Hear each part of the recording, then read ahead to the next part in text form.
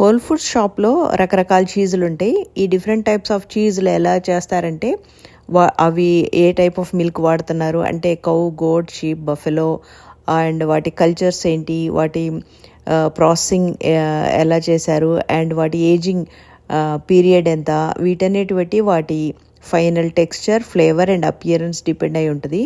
And ఇక్కడ చీజుల్ని రకరకాలుగా consume చేస్తారు. స్నాక్ లాగా తింటారు, క్రాకర్స్తో పాటు తింటారు, వెజిటబుల్స్తో పాటు తింటారు, ఫ్రూట్స్తో పాటు తింటారు. అలా చీజ్ కన్సంప్షన్ చాలా ఎక్కువ ఉంటుంది. వాటితో పాటు ఈ చీజ్ కేక్స్ అండ్ బిస్కెట్స్ ఇవన్నీ కూడా రకరకాలు ఉన్నాయి.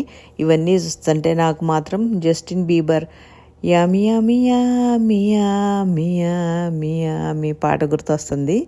అండ్ ఇవన్నీ తినాలంటే ఇవన్నీ తిన్న తర్వాత బోల్డంతా వర్కౌట్ చేస్తే కానీ అరగవేమో కదా. Enjoy the cheese.